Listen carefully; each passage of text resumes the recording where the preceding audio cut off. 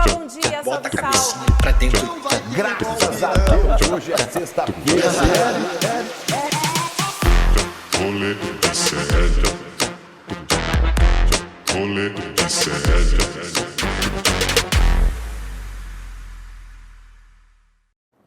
Fala, meus depoimentos do Mauro Cid, estamos começando mais um Rolê ICL na manhã desta terça-feira, quarta-feira, hoje é terça-feira, nossa, ainda é terça-feira, eu aguento mais essa semana, ainda é terça-feira, dia 12 de março de 2024, estamos começando mais um programa Rolê ICL aqui no canal do Eduardo Moreira, do Instituto Conhecimento Liberta, também nas minhas redes sociais. Sejam todos bem-vindos, sejam todas bem-vindas a este belíssimo programa que começa agora falando sobre, obviamente, o depoimento de Mauro Cid. Mauro César Cid deu mais um depoimento para a Polícia Federal, desta vez mais de 6 horas de depoimento. Mauro Cid voltou a falar com a PF, já são 33 horas de depoimento, somando tudo que o Mauro Cid falou. Lembrando que nos 3 primeiros ele não falou nada, mas nos outros 4 ele falou. 33 horas, Mauro Cid confrontado com várias versões. A PF tá falando, Mauro Cid, meu filho, tem umas coisas diferentes aqui do que você falou, do que nós estamos investigando. E Mauro Cid pode se complicar e ficar sem sua delação premiada. Falaremos hoje sobre este assunto, o assunto principal aqui do nosso programa.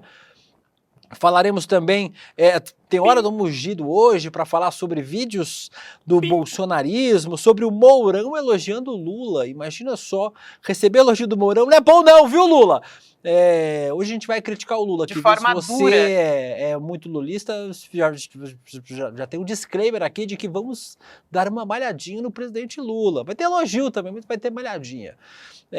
Também falaremos sobre a princesa Kate Middleton, que sumiu, ninguém sabe onde a princesa está, a princesa desapareceu, e postaram uma foto fake, e a galera descobriu, e foi uma loucura, a internet está maluca, e sobre as maluquices da internet é o que falaremos no programa de hoje, com ele que também fará o programa aqui, como sempre, todos os dias, o meu pequeno Guilherme Bessa. Olá, Guigui, tudo bem? Bom dia, pessoal. Hoje já travou tudo aqui no começo, começamos sem áudio. Beleza? O Desperta hoje foi eu que fiz. Travou o Desperta. Então acredito que o problema seja eu, né? Na verdade, o Desperta todo mundo sabe que fui eu que puxei os Sim. cabos. Assim que o demônio foi mostrar aquela caneca maldita do Desperta que ele tem, eu puxei os cabos pra ele parar de se achar Mas aqui tem na TV. novidades em breve, tá? Será? Ó, te adianto. Só mandar aqui um parabéns, que hoje é aniversário de Olinda e de Recife, no Pernambuco. Como chega na garota? Como que chega na garota? Oi, linda. Beleza, valeu Guilherme, nossa equipe toda, exceto o Vitinho, que claramente já começou com piada ruim, e vamos agora para o Cerrado brasileiro, para ele, o paladino do Congresso, o Batman que nós temos no parlamento, o nosso Guga Noblar. Bom dia, meu querido Guga, como está você? Eu estou ótimo, Deluca. Eu estou ótimo. Essa audiência maravilhosa, essa equipe linda com essas piadas da Praça é Nossa, estilo Olinda. Adorei, inclusive, eu ri muito aqui. Mas eu estou muito bem, afinal de contas, eu não sou o intestino do Jair Bolsonaro. Quem não está bem hoje é o Jair Bolsonaro. E essa dor de barriga, Jair, é cagaço, é medo, não é esses seus problemas de saúde. Afinal de contas, Mauro Cid hablou sim de novo e manteve a delação dele, pelo menos por hora. E é sobre isso que nós vamos abrir o programa de hoje com o nosso quadro mais quente do dia, o Tá Pegando Fogo.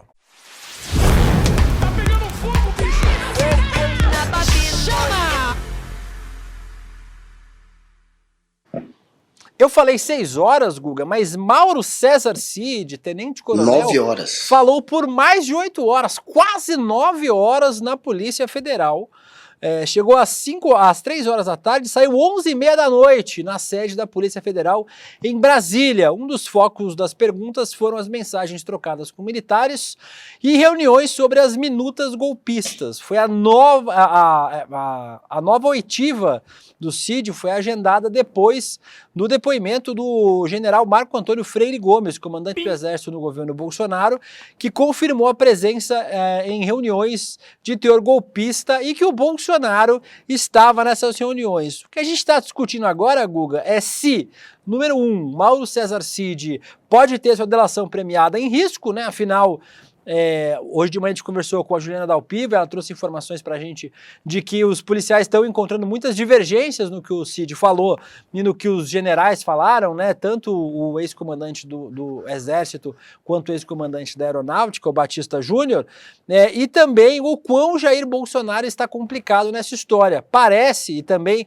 a apuração da nossa querida Juliana Dalpiva, apura, a máquina de apurações do ICL, de que o depoimento do Cid já não é mais a peça fundamental dessa história, né? Já tem muito elemento que foi encontrado nas outras investigações que já complicam demais a vida do Jair Messias, Guga.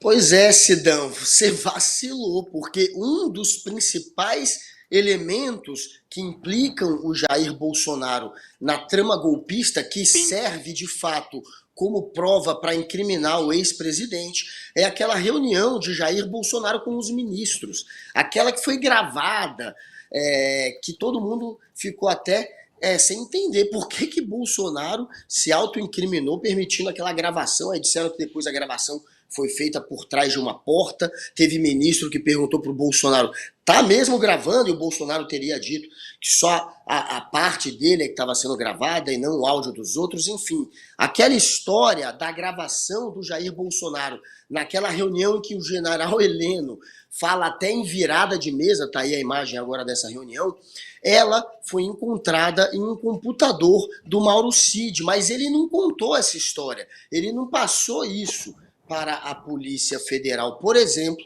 esse é um dos grandes problemas do Mauro Cid, não ter se aprofundado, detalhado essa reunião ou entregue esse material que foi encontrado, repito, no computador do Mauro Cid. Então, é claro que ele tinha muito a explicar ontem, não só sobre a trama golpista, ele foi perguntado também sobre falsificação de cartão de vacina, e sobre as joias que foram surrupiadas. Então, tem muito a dizer, Mauro Cid. Ele está no meio de todos os rolos de Jair Bolsonaro. Ficou ontem 9 horas falando. Por hora, a polícia mantém a delação dele. Como falou a Juliana, há alguns conflitos ali de versões, mas pelo que saiu até agora, parece que, de alguma maneira, ele conseguiu também satisfazer ontem a ânsia por respostas aí da Polícia Federal. Ele entregou ainda mais a história da reunião do Jair Bolsonaro, por exemplo, com os comandantes das Forças Armadas, aquela em que ele apresenta a minuta golpista. Ele se aprofundou mais nisso e também detalhou mais a participação dos militares nessa trama golpista, do Freire Gomes. Aí a gente não sabe se ele complicou ou se ele aliviou ainda o lado do Freire Gomes, mas ele também entrou nesse assunto, sobre também o comandante da Aeronáutica, o Carlos Batista Júnior. Ele também falou sobre a participação dele no golpe. Então, pode ser que o conflito de versões esteja exatamente neste ponto, no que ele falou e no que esses dois, o Freire Gomes e o Carlos Batista, falaram. Mas, por hora, parece que o Mauro Cid está mantendo a delação. O Rafael Taranto pergunta: o que é esse PIN que fica apitando o tempo inteiro? Eu te conto meia-noite. O Guilherme Rosalim Pato, uma pergunta seria: por que, por ser ex-chefe do Estado, o seu Jair ficará preso numa série especial da PF, ou por ser ex-militar, ficará num presídio militar sendo paparicado? Isso é uma excelente pergunta, né? Já que a gente acredita, Guga, que a prisão do Bolsonaro é favas contadas, teve uma matéria, semana, tem uns 15 dias, né? Uma matéria dizendo que o Exército já se prepara para esse tipo de situação, né? Parece que o Jair Bolsonaro vai ficar preso em um presídio militar mesmo, caso venha a ser preso. Ele tem aquele papo de que se aposentou como capitão. Era para ele ter sido expulso do Exército, não era para ele carregar nenhum tipo ainda de benefício por ser militar. Mas ele, na hora em que teve o julgamento por ter sido acusado de terrorismo, ele queria colocar uma bomba numa adutora lá do Rio de Janeiro para poder pressionar o Exército a dar aumento para os soldados. Ele não foi expulso. Ele, durante o julgamento, tinha um aliado dele, se eu não me engano, o Jarbas Passarinho, eu não me lembro quem exatamente, que aliviou para o lado do Jair Bolsonaro durante o julgamento dele no Superior Tribunal Militar, e ele acabou sendo aposentado como capitão.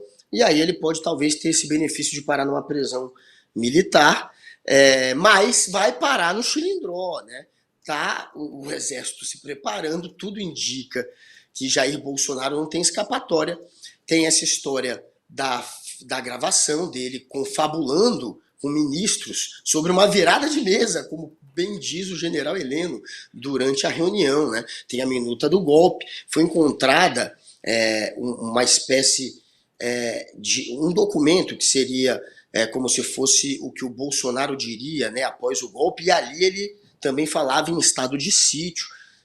Tem o decreto de estado de sítio também, que encontraram no gabinete dele lá na sede do PL. Então tem muitas provas já. E ontem o Mauro Cid, entre as revelações, e aí quem deu essa história foi o G1 agora há pouco, o Mauro Cid teria dito que o Bolsonaro sabia que as urnas eram eficazes. O Bolsonaro sabia que não tinha como a urna eletrônica ser fraudada na eleição. E mesmo assim, Jair Bolsonaro prosseguiu com as narrativas dele contra as urnas, prosseguiu sabotando a eleição, desacreditando o sistema eleitoral, mesmo sabendo, tendo a confirmação, não tendo dúvidas de que as urnas eram eficientes. E isso foi uma das novas revelações feitas agora pelo Mauro Cid.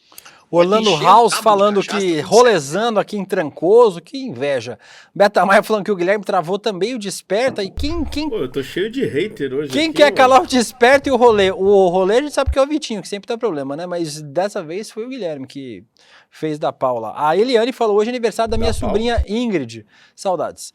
Manda um parabéns pra ela, somos suas fãs. Um beijo pra você, Parabéns! Eliane. E pra Ingrid, que está fazendo aniversário. Muitos parabéns, Quantos que anos? seu dia seja doce. Não sei, não falou aqui. Depois você fala pra gente, Eliane, quantos anos a Ingrid está fazendo.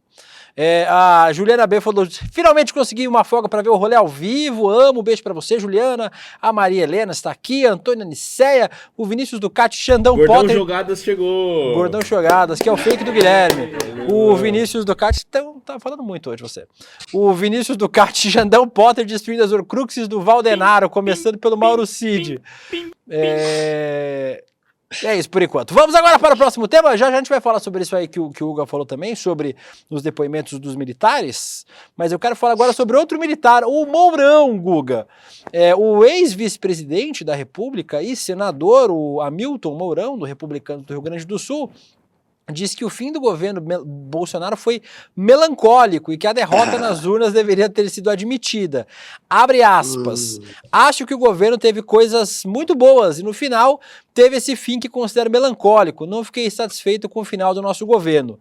Tínhamos Foi que só ter o final, reconhecido. né? Só o resto foi Só de o final, boa. foi só no finalzinho. Tínhamos que ter reconhecido a derrota. Perdemos por pouco, mas perdemos. Tinha que ter dado uma resposta clara. Perdemos agora, mas vamos melhorar para voltar mais fortes em 2026. Acho que é do jogo democrático. Nessa mesma entrevista, Guga, o Mourão elogiou o presidente Lula. Disse que o Lula está acertando em não falar sobre o golpe militar de 64, a pacificação e nananana. Isso pelo menos foi o que o Mourão disse na entrevista, elogiou o Lula e disse que o fim do governo Bolsonaro foi melancólico. Me dá um beijo na boca, né? Só os 45 do segundo tempo, que foi melancólico, o governo do Jair Bolsonaro começou de maneira melancólica e terminou pior ainda, tentando, ao que tudo indica, dar um golpe de Estado. O Hamilton Mourão fez parte de um governo melancólico, fez parte de uma equipe política que tinha Weintraub, que tinha gente ali só para perseguir a cultura, para perseguir a educação, para perseguir professor. Ele fez parte disso, de um governo melancólico, de um governo que não tinha o que construir. Como disse o Jair Bolsonaro, assim que foi eleito, primeiro ele teria que desconstruir, e foi só o que ele fez. Ele só desconstruiu, ele só destruiu. Não tem nada de positivo. A gente passou por uma pandemia de Covid, em que o presidente estimulou que o vírus se contagiasse mais gente. Contaminasse, desculpa, mais gente. Então é óbvio que a gente teve um presidente que foi melancólico por 4 anos. O Hamilton Mourão, se tivesse decência, teria abandonado esse governo ali no início, quando ele de fato entrou em conflito com o Bolsonaro. Já no primeiro ano de Jair Bolsonaro, o Hamilton Mourão foi tido como um traidor. Ele foi colocado ali pelo Carluxo e pelo próprio Jair Bolsonaro como alguém que queria criar alguma maneira de tirar o Bolsonaro do poder, de dar um golpe. O Hamilton, que era o golpista na visão da turma bolsonarista. E a imagem dele ficou ruim, e é ruim até hoje, com boa parte do bolsonarismo. Ele é visto como um traidor. O Bolsonaro colocou o Braga Neto como vice na segunda eleição.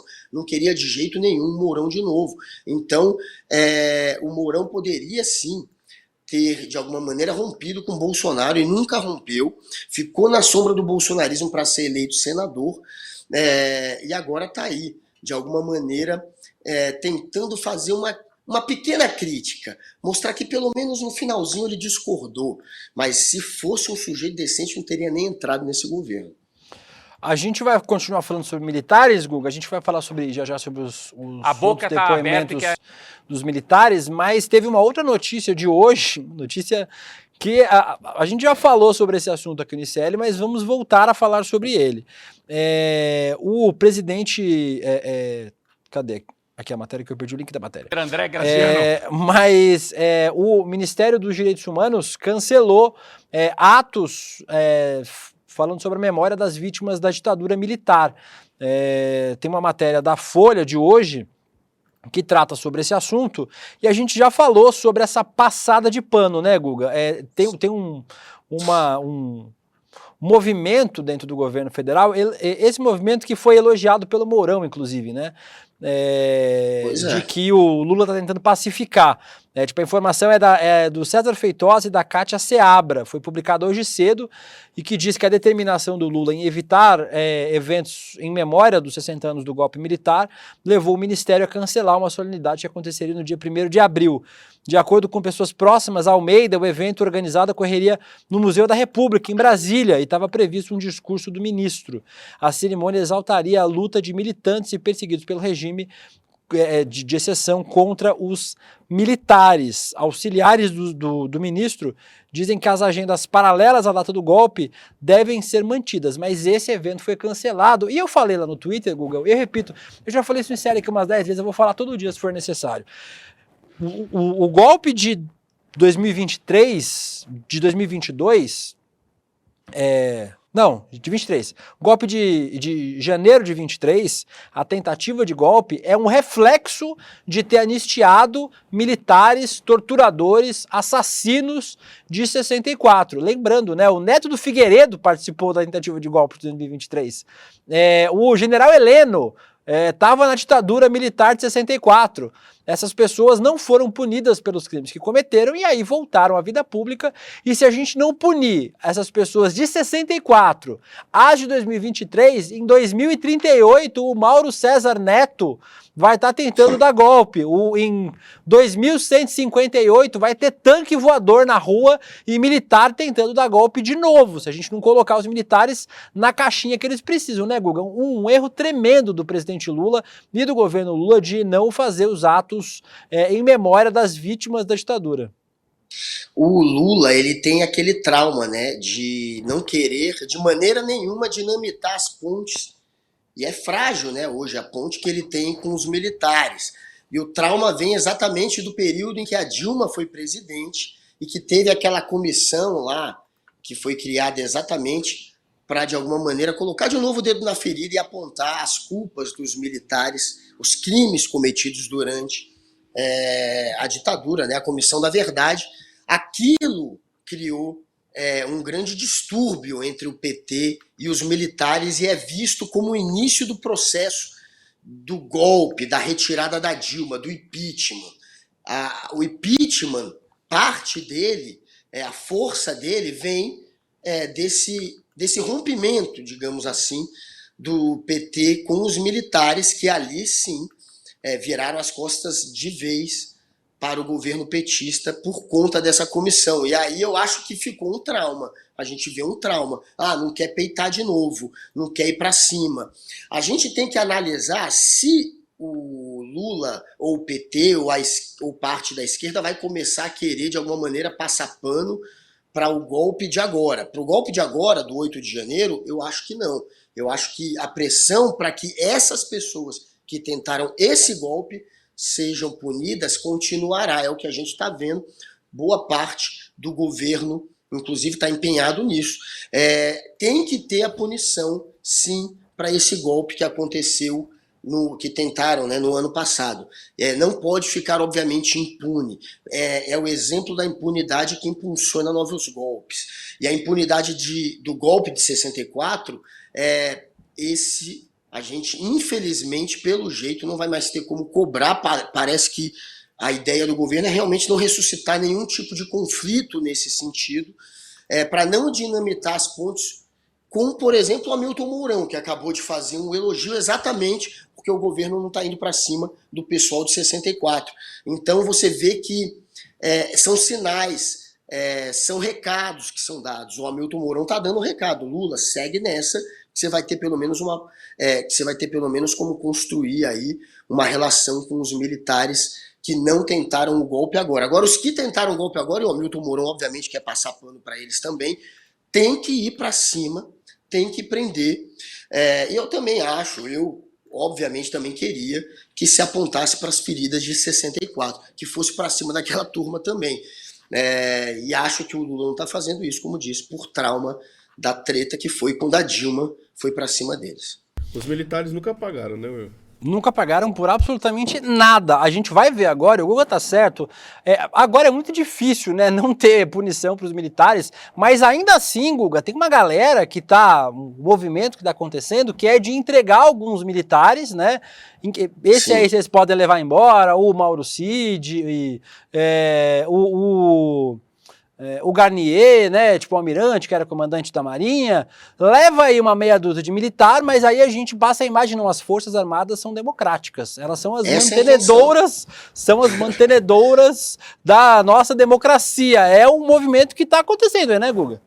Claro, a intenção dos militares, do Tomás Paiva, por exemplo, que hoje é o comandante do Exército, do próprio Freire Gomes, que de alguma maneira foi atacado pelos militares que aderiram ao golpe, tentar separar agora a instituição, a imagem da instituição, dos que de fato quiseram aderir ao plano bolsonarista de não aceitar o resultado das urnas. Então, a única maneira, obviamente, das Forças Armadas limparem um pouquinho, óbvio, só um pouquinho, porque não dá para limpar muito, a imagem deles, entregando a cabeça daqueles que mergulharam nessa tentativa de golpe. Outros não chegaram a mergulhar. Eles colocaram um pezinho ali na água, mas não pularam.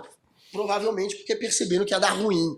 Então, não queriam parar no xilindró. Aí saíram no meio do caminho. Não sei se tem algum herói que de fato falou: vou defender a Constituição, vou fazer isso por princípio, não vou entrar por princípio democrático. Não sei se teve. O que parece é que a maioria que não entrou por medo, porque viu que não ia dar certo. Porque teve pressão gringa, Estados Unidos, Europa, todo mundo pressionando. Porque aqui mesmo, no Brasil, não tinha força política, não tinha opinião pública do lado, não tinha jornalismo de fato do lado, como teve em 64. Então, o que parece é que os que não entraram porque tiveram medo mesmo, né? Não quiseram embarcar numa trama golpista que parecia furada. Mas não parece que tem nenhum herói. Mas eles não embarcaram, de fato. E eles foram atacados. Eles não embarcaram, mas compraram a passagem, né, Guga? Eles não embarcaram, mas compraram a passagem, fizeram check-in, olharam lá como é que tava o clima, falaram, não vamos embarcar, mas compraram a passagem, fizeram check-in. Foi mais ou menos isso. Agora, eles ainda têm alguma moral neste momento, mesmo que pequenininha, para jogar, entregar só aos outros, cobrar que os outros de fato sejam presos, e eles precisam fazer isso, eles não podem passar pano, que aí eles vão ter como pelo menos limpar minimamente a reputação das Forças Armadas. Fico muito feliz que aqui no chat as pessoas dividam o ódio que eu tenho com o Milico. Gordão Jogadas, a única coisa que eles limpam é terreno baldio depois de pintar meio fio. A Cláudia Gazi, punição sim, comemoração não. Lux, se o Mourão te elogia, péssimo sinal. Jader Carvalho, passa pano e perde as eleições de 2026. Esse é o plano de Lula e os senhores militares. E o Orlando Filho fez um comentário bom aqui. Presidente Lula, quem se curva aos opressores, mostra a bunda aos oprimidos. Meu pai foi torturado no doicode por recusar-se a ser um assassino fardado. E o Shadowbuster elogiando aqui, a Regina Almeida, o problema é que Lula sempre é atraído pelos milímetros e pelo poder econômico. É uma escolha muito difícil, como diria o Estadão, né? Mas essa escolha aí eu não faria de nenhum outro jeito. Pode mandar uma foto social. Para mim, não tem outro caminho a não ser punir duramente os militares, colocá-los nas suas caixinhas. Ah, mas o que o Lula vai fazer em relação aos militares? A formação, por exemplo, das escolas militares, da Academia das Agulhas Negras, passa pelo governo federal, né? As Forças Armadas, gente, não são um poder separado. Elas são subordinadas ao governo federal. Quem decide, por exemplo, dizem que é o poder moderador, né? Quem decide, por exemplo, a formação das academias militares é o governo federal. Teria que ser, pelo menos.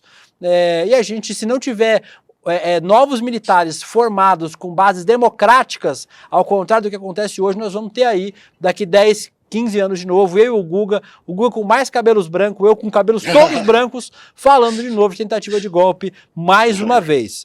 O Vitinho casado. Isso aí não vai acontecer nunca, porque ninguém quer. Detalhe, De Luca, o próprio, segundo a Joyce Halseman revelou esses dias no podcast, semana passada, o próprio Hamilton Mourão disse a ela, ainda nos primeiros meses de governo Bolsonaro, em 2019, que havia já um decreto para instalar os militares no poder por meio daquela interpretação grosseira do artigo 142, do poder moderador, de dizer que o poder moderador eram os militares. O Bolsonaro já tinha um decreto para dar golpe, portanto, desde o primeiro ano de governo, revelou a Joyce Halseman, com base no que teria lhe dito o Hamilton Mourão. E aí ele fala, o final foi melancólico. Amigo, você fez parte de um governo que você sabia que era golpista desde o início. Você que é melancólico. Ainda para terminar esse assunto, falar sobre Anderson Torres, outro melancólico personagem do governo Bolsonaro.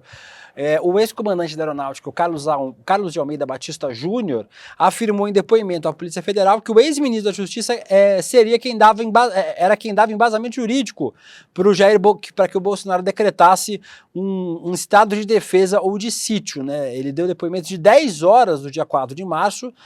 As informações do depoimento seriam levados à nova oitiva do Mauro Cid, que aconteceu ontem. Então ele deve ter sido confrontado também com essas informações dadas pelo Carlos de Almeida Batista Júnior.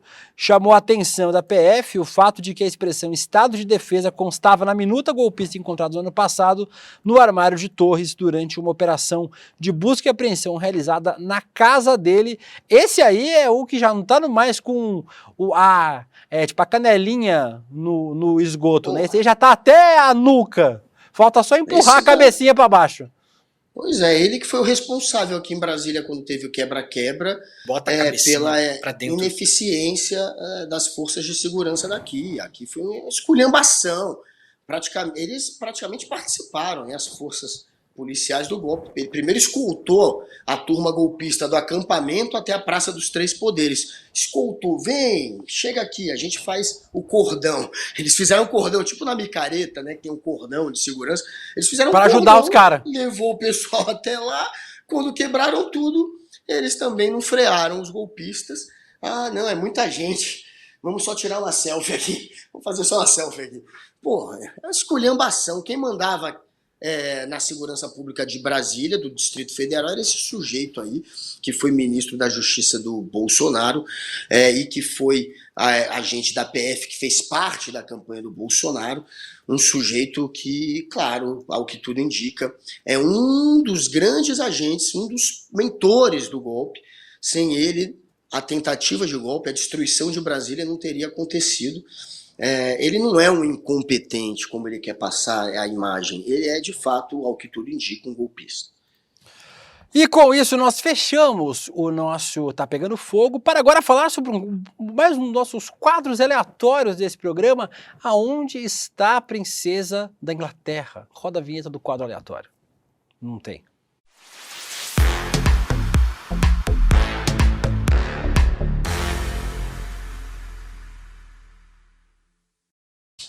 Aqui neste programa, Guga, nós também trazemos... Você pula no roteiro, né, William De Luca? Difícil, cara.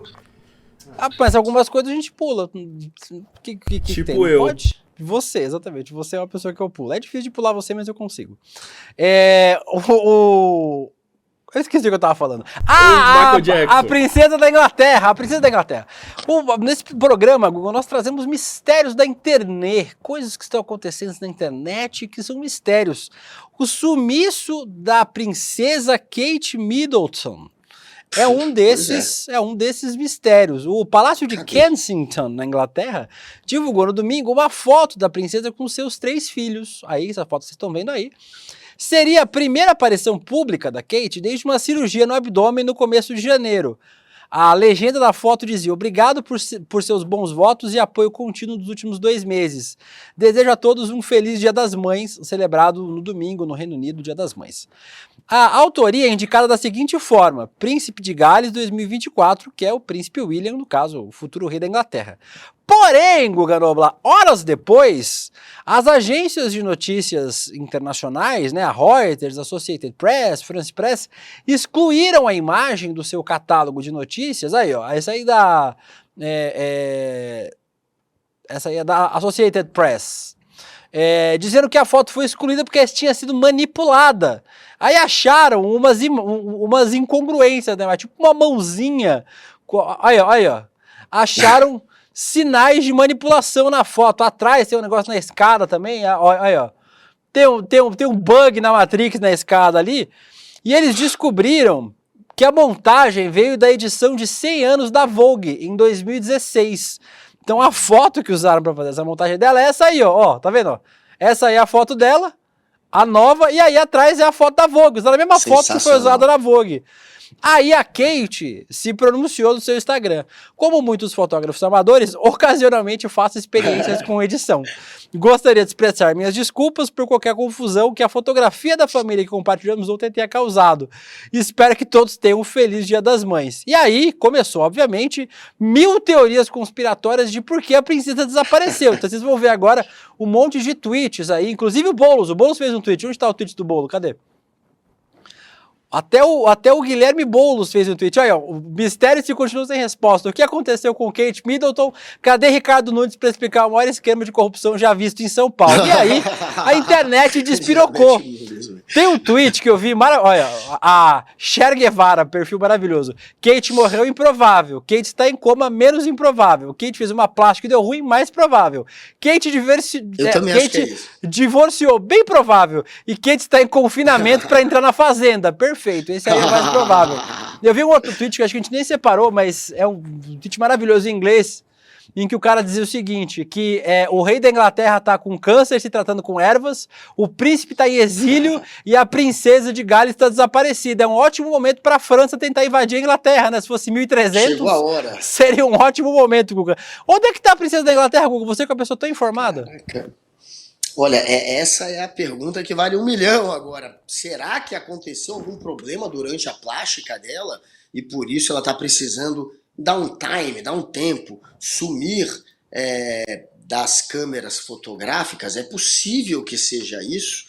É possível, mas é tudo especulação. A gente não sabe de fato o que aconteceu. A internet está delirando, adorando essa história.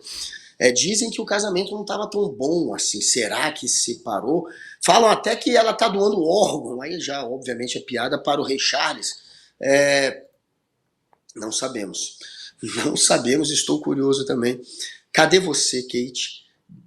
Faz uma live. Por que não fazer uma live? Ela pode resolver isso aparecendo. Aparecendo em qualquer livezinha dela. Aqui, ó, tá tudo bem. Aí, ó, Guga, eu acho que a Kate sumiu. Eu acho que a Kate sumiu porque ela quer focar no concurso da Caixa. Eu acho que deve ser isso, tá estudando, pô. Tá estudando o concurso da Caixa. É uma possibilidade. Vai se separar do maridão, né? Vai precisar trabalhar ali na Caixa, fica todo Voltou pro Switches. E esse aí ótimo também. A atriz que fez a Kate Middleton na última temporada de The Crown, esperando o telefone tocar para o momento dela chegar e ela brilhar.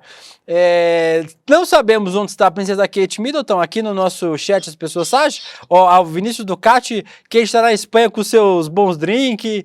A Roberta que falou que a Kate está estudando para o esperado concurso da Caixa. O Alex Turner, a Kate está no sítio do ACEF. O Fábio Camargo, a Kate foi de Tancredo. Só quem é mais velho vai entender essa referência, viu, Fábio? Todo mundo achando que a Kate foi de Olavo de Carvalho.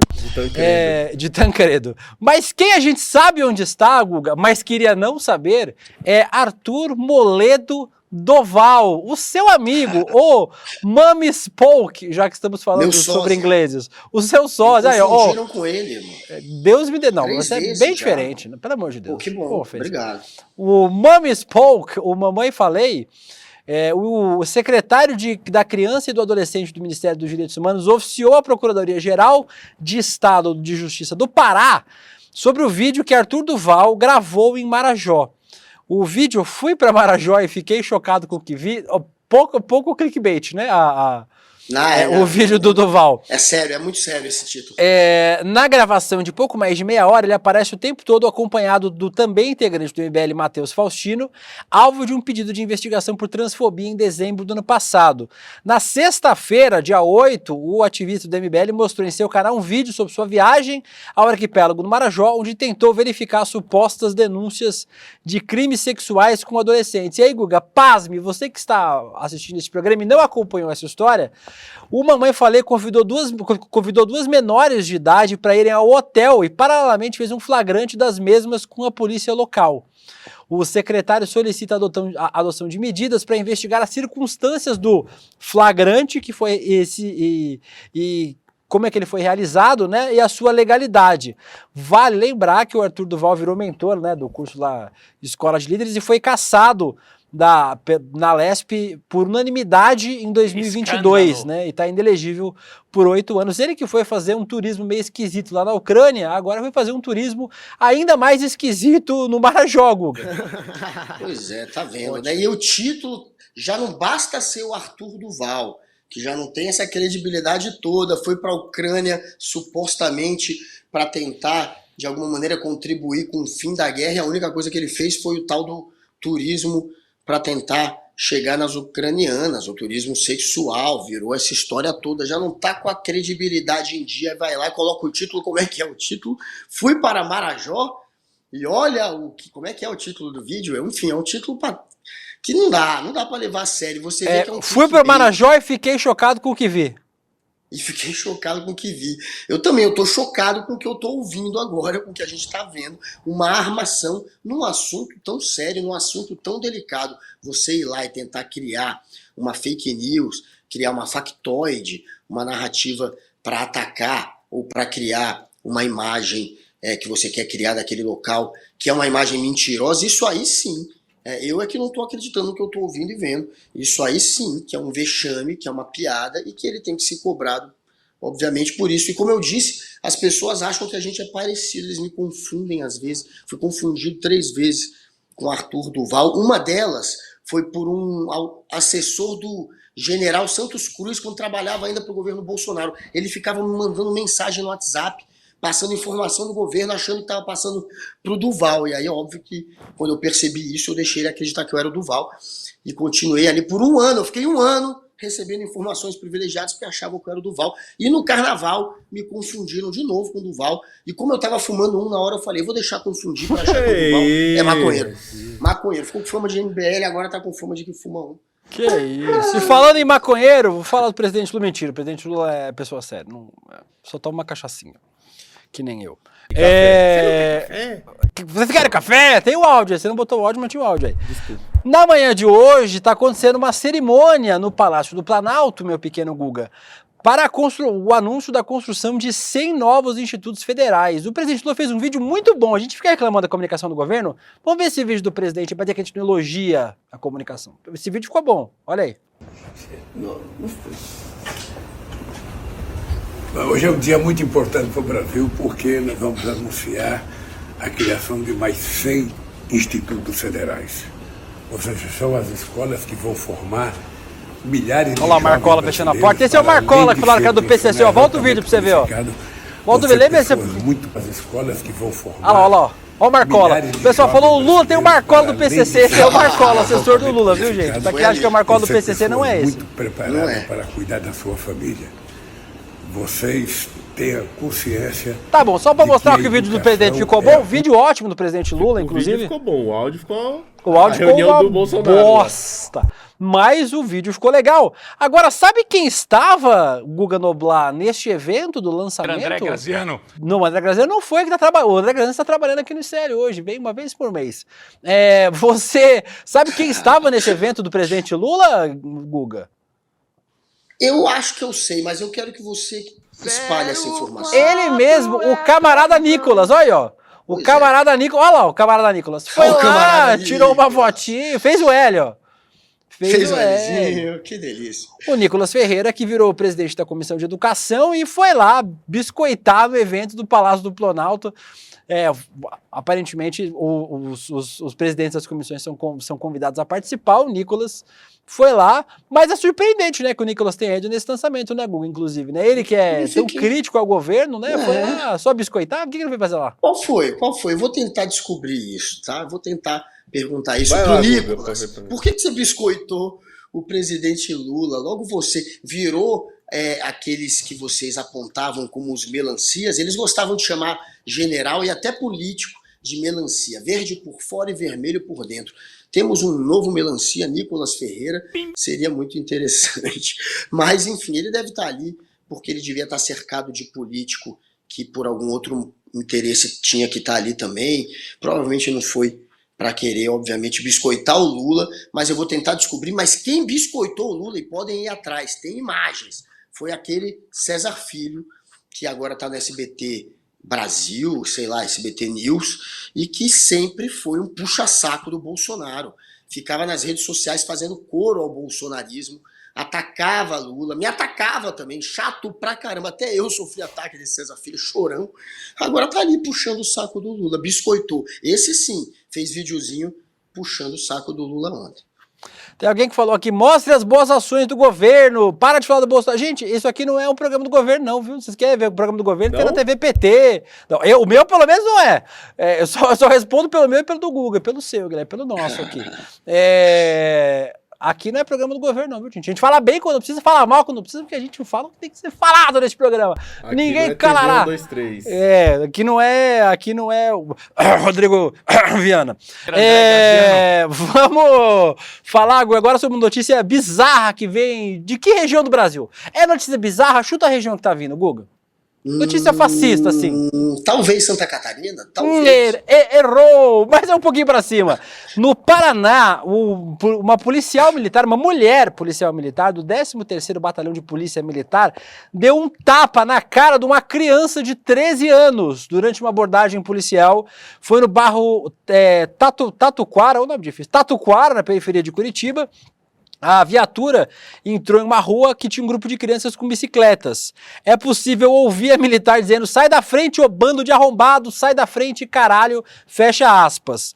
Depois a viatura para, a gente desembarca e dá um tapa na criança que não fez absolutamente nada, porque as crianças saíram do local. Vamos ver o vídeo que rodou as redes sociais ontem. Sai da frente, ô bando de arrombado. Sai da frente aí, caralho. É o policial do Porta dos Fundos. Né? E ela desceu, mas dá pra ouvir o barulho. Volta um pouquinho o vídeo pra você ver. Dá não. pra ouvir, tá? Quer ver? Ó? É uma covardia. Aí, ó. Dá pra ouvir o barulho do tapa que a mulher deu na cara da criança. E a pergunta que fica, Guga, é qual a necessidade? É a necessidade de mostrar que a nossa polícia é uma corporação falida mesmo, que, enfim, trata quem é da periferia, trata quem está naquela situação em que o Estado pode virar a cara dessa maneira. Seria ainda melhor que só virasse a cara, né? Aí tá dando tapa na cara. O Estado, a polícia, que deveria de alguma maneira te trazer segurança, o Estado que deveria atuar ao seu favor, não faz nada por você. Quando faz é isso aí, é te dar um tapa na cara. E é claro que está fazendo isso porque foi num bairro da periferia ali de Curitiba. Se fosse no bairro do Playboy, dificilmente faria, porque sabe que o filho do cara rico vai ter como cobrar. E essa situação não estaria sendo cobrada se não tivesse sido gravada. Então, pelo menos, tentem se proteger, gravem, denunciem, e a gente tem que cobrar esses covardes fardados. Mais uma notícia pra gente. Vocês viram que nem teve a vinheta do Marcelo das Notícias, eu esqueci, o roteiro foi...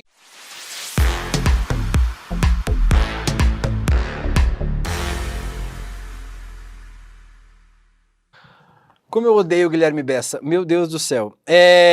A gente nem teve a vinheta que eu esqueci de chamar, mas estava no roteiro, eu esqueci mesmo. Além disso, vamos para mais uma bizarrice, Guga. Ontem, motoristas de aplicativo fizeram uma manifestação em Belo Horizonte contra a proposta de lei do governo do presidente Lula que prevê a regularização da classe trabalhadora dos motoristas, né, de aplicativo. O mote do protesto, Guga, era sindicato não.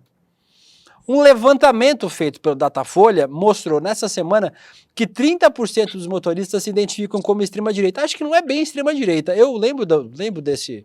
Pelo menos tem uma pesquisa do ano passado que eu vi, acho que é da Folha também, ou do Estadão, eu não lembro. Mas em que só 2 em cada 10 motoristas se enxergam como esquerda. A maioria se enxerga como, tipo, os 40% de centro e os 40% de direita.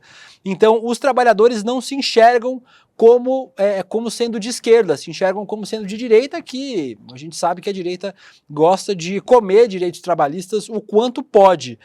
É doido, Guga, que essa proposta prevê benefícios que foram negociados com parte da categoria, né? Tinham representantes da categoria lá, estavam discutindo com o governo federal, mas parece que essa proposta não agrada parte dos trabalhadores. Eles acham que vai piorar a vida deles ter mais direitos trabalhistas, por mais maluco que isso possa parecer, né? É a cabecinha dessa turma, desse batalhão de direita que é formado por um bando de clichê, um bando de discursinho clichê, e que acredita que você se tornar uma pessoa independente, um empresário independente, significa não ter nenhum tipo de amarra com o Estado, e não é isso. O Estado tem que atuar junto com você. Se você tem uma profissão que é vista como autônoma, mesmo assim, você tem que ter o Estado de alguma maneira tentando garantir os seus direitos mínimos. Essa gente, como é muito jovem, ainda não precisa de boa parte daqueles direitos que o Estado poderia estar garantindo para eles. Eles não estão ainda sentindo na pele a falta desses direitos. Eles estão numa bolha que eles não têm noção de qual que vai ser a realidade deles daqui a 20 anos. Então, essa geração da direita, da extrema-direita. É pior ainda se dizer de extrema-direita, porque a extrema-direita, no mundo inteiro, inclusive no Brasil, é uma extrema-direita golpista, populista, antissistema. Se dizer de antidireita, hoje, se dizer de extrema-direita, é se colocar hoje como antissistema. A gente vive numa república democrática, a gente tem como melhorar o sistema, a gente não precisa mudar de sistema, a gente está no melhor sistema que a gente conseguiu criar, que é a democracia, mas esses da extrema-direita são antissistema.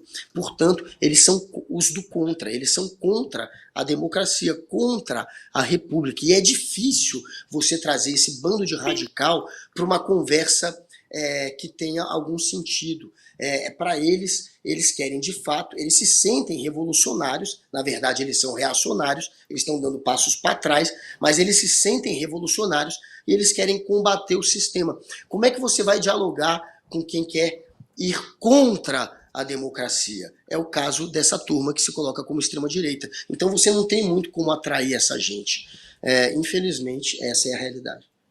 Só para a gente fechar o nosso Macetada, Guga, uma notícia que eu não poderia deixar de trazer neste programa, porque o título dela é maravilhosa. Irmãos Leandro e Leonardo esfaqueiam Michael Jackson. Você acredita que isso aconteceu, Guga?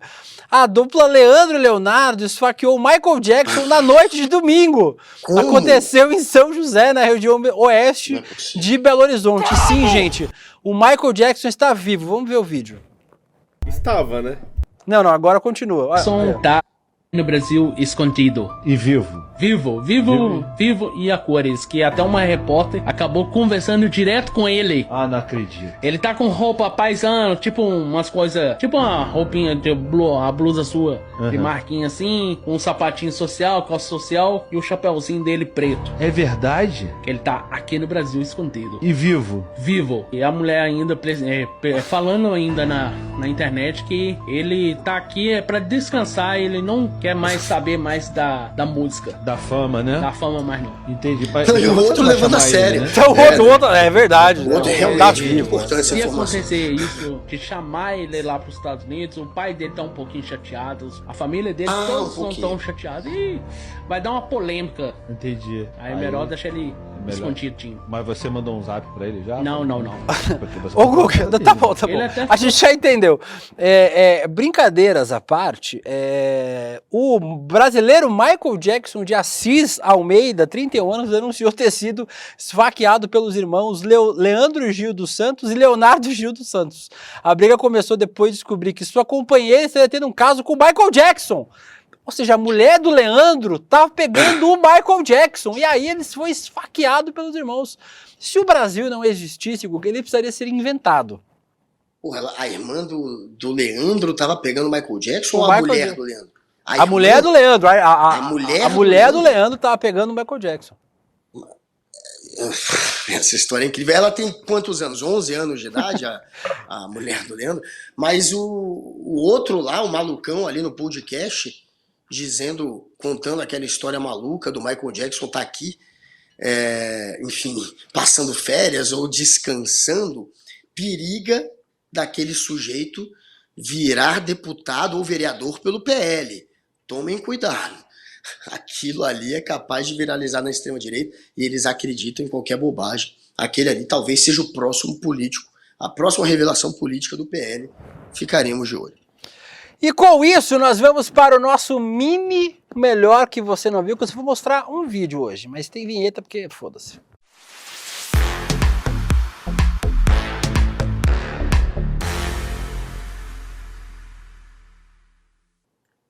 Tem um vídeo aqui. 8 minutos, tá, viu? Então dá tempo de mostrar mais vídeo, então. Vamos mostrar mais coisa. O primeiro deles é um vídeo da Al Jazeera. Dia 10 foi o primeiro dia do Ramadã. E a TV Al Jazeera colocou nas suas paredes o nome de 13 mil crianças assassinadas por Israel. O Ramadã é o 9º mês do calendário islâmico, né? Começa, se a gente colocar no nosso calendário, começa dia 10 de março e termina no dia 8 de abril. E os muçulmanos fazem um jejum do nascer ao pôr do sol. Você conseguiu ser muçulmano, Guilherme, ou não? Improvável. Desmaiou de fome. Falou comigo? Eu tava xingando a Laura que ela pediu a foto errada. Tempo de reflexão, Tempus veritatis. Tempus veritatis. Tempus veritatis. É o que os muçulmanos fazem durante esse período, né? O mês do Ramadã, o mês de reflexão lá em que os muçulmanos fazem isso. Que eles não comem, né? Isso. Você ia aguentar, Will? Claro que não. Não dá, pô. Eu agora já tô com fome, tô pensando num x-salada aqui. A CNN americana colocou imagens de crianças nas paredes de seu estúdio, uma para cada criança morta por Israel. Então aí... impactante demais, né, Guga? A gente tem noção, a gente vê foto dessa tragédia, a gente vê um monte de coisa dessa tragédia, mas ver 13 mil nomes colocados na parede é impactante demais. Olha, esses são os nomes da Al Jazeera aí, ó. Olha isso. Aí você começa a ter um choque de realidade, né? De talvez conseguir entender a magnitude, o tamanho da carnificina, a covardia que é. E aí é nome só de criança. Se fosse criança e mulheres, iam ter talvez 30 mil ou mais nomes aí nessa parede. Nem ia caber, provavelmente. Essa é a situação de uma guerra que começou há 4 meses, está indo para o 5º mês. É um número absurdo. Você pode comparar com outras guerras e você, para chegar a 13 mil crianças mortas ou a 30 mil crianças e mulheres mortas, é muito raro, é muito difícil e geralmente é um conflito que dura por muitos anos e não só por 4 meses. Nenhuma morte se justifica, obviamente. Só estou mostrando como está sendo quase que em escala industrial esse assassinato de crianças e de mulheres. Como foi em escala industrial, por exemplo, o Holocausto. Claro que não chegou ainda na magnitude do Holocausto, mas é tão desumano quanto. E claro que precisa ser freado. Mostrar mais um vídeo só para não terminar tenso, né? O programa pesado. Vamos mostrar um vídeo. Um homem que só queria atravessar a rua sem molhar seus pés. Mas, lembrando, por R$2 você consegue atravessar as ruas de São Paulo na chuva sem molhar os pés, Guga. Presta atenção como esse senhor aí conseguiu ser levado sem molhar o pé. O pé saiu sequinho, olha só.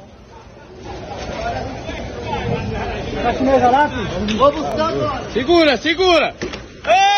Aí, ó, o pé saiu seco. Não saiu seco, o pé saiu sequinho. Mas a orelha